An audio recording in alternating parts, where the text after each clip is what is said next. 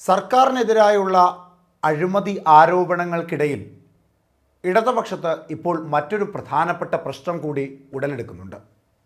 അത് രാജ്യസഭാ സീറ്റിനെ ചൊല്ലിയുള്ള തർക്കത്തിൻ്റെ ഒടുവിലത്തെ തീരുമാനത്തെ സംബന്ധിച്ചാണ്.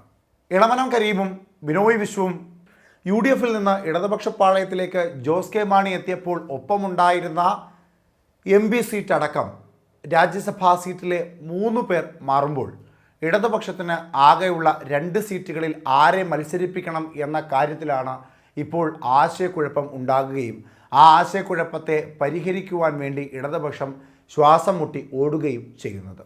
സീറ്റുകളുടെ പിൻബലത്തിൽ ഇടതുപക്ഷത്തിന് വിജയിക്കുവാൻ സാധിക്കുന്നത് 2 രാജ്യസഭാ സീറ്റുകളിലാണ്. അതിൽ ഒരിടത്ത് എന്തു തന്നെ വന്നാലും CPM തന്നെ മത്സരിക്കും. CPMനോടൊപ്പം നിൽക്കുന്ന ഏറ്റവും പ്രധാനപ്പെട്ട ഘടകകക്ഷിയായ CPIയെ പരിഗണിക്കാതിരിക്കുക എന്നത് CPMനെ സംബന്ധിച്ച് വലിയ ഒരു തലവേദനയായി പിന്നീട് മാറും.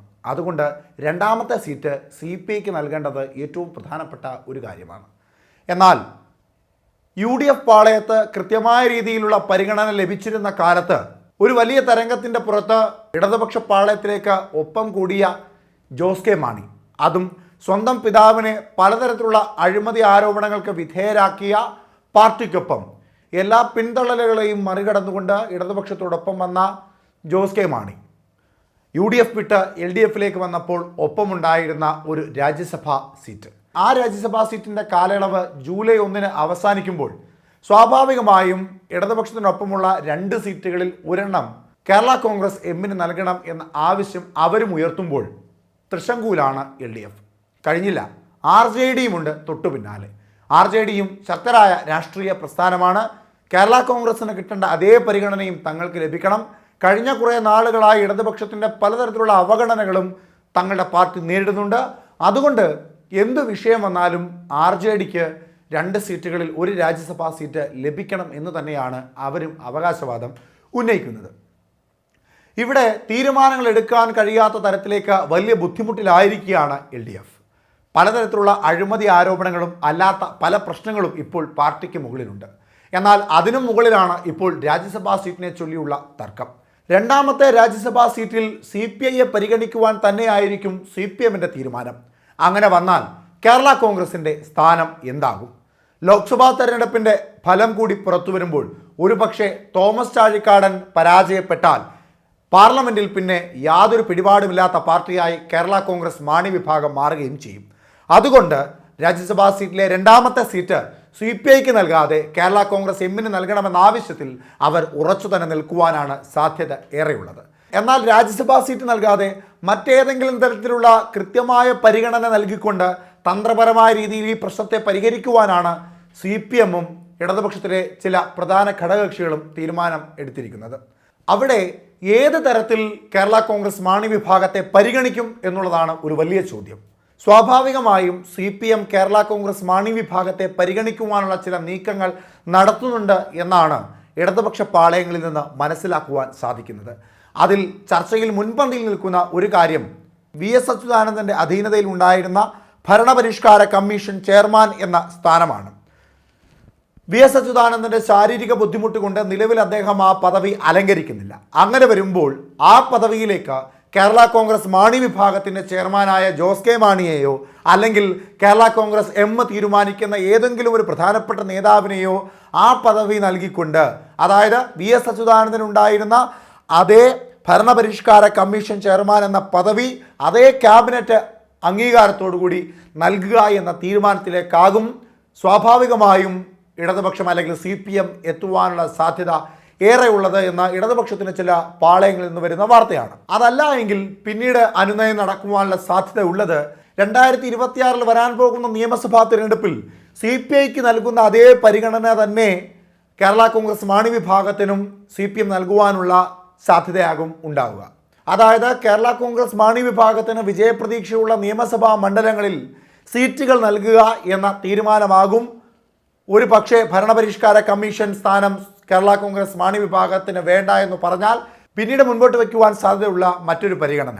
എന്നാൽ അതിനും കേരള കോൺഗ്രസ് മാണി വിഭാഗത്തിൻ്റെ അന്തിമ തീരുമാനം വളരെ പ്രധാനപ്പെട്ടതാണ്. UDF വിട്ട് LDFിലേക്ക് വന്നപ്പോൾ തങ്ങളുടെ ഒപ്പമുണ്ടായിരുന്ന ആ രാജ്യസഭാ സീറ്റ് ഏതു വിധേനയും പിടിച്ചു നിർത്തുക എന്നുള്ളത് കേരള കോൺഗ്രസ് മാണി വിഭാഗത്തിൻ്റെ നിലനിൽപ്പിനെ ബാധിക്കുന്ന ഒരു വിഷയം തന്നെയാണ്.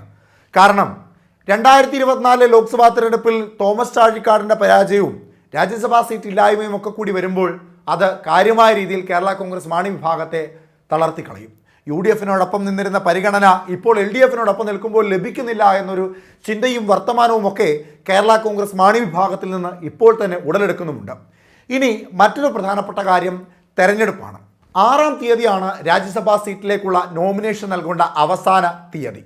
അതിനു മുമ്പ്, അതായത് 4-ാം തീയതി റിസൾട്ട് വരുമ്പോൾ ആ തിരഞ്ഞെടുപ്പ് ഫലം അത് നിലവിൽ കേരള കോൺഗ്രസ് മാണി വിഭാഗത്തിന് കോട്ടയത്ത് തോമസ് ചാഴിക്കാടനോട് നൽകിയിരിക്കുന്ന സ്ഥാനാർത്ഥിത്വത്തിൽ വിജയം കൈവരിക്കുവാൻ കേരള കോൺഗ്രസ് മാണി വിഭാഗത്തിന് സാധിച്ചാൽ സ്വാഭാവികമായും കോട്ടയം പോലെയുള്ള ഇടങ്ങളിൽ കേരള കോൺഗ്രസ് മാണി വിഭാഗത്തിന് കൃത്യമായ മേൽക്കൈ ഉണ്ടെന്ന് ബോധ്യപ്പെടുത്തുവാൻ അവർക്ക് സാധിക്കുകയും സ്വാഭാവികമായും ആ സീറ്റിന് വേണ്ടിയിട്ടുള്ള അവകാശവാദം കുറച്ചുകൂടി കനത്തിൽ തന്നെ കേരള കോൺഗ്രസ് മാണി വിഭാഗം മുൻപോട്ട് വയ്ക്കുകയും ചെയ്യും.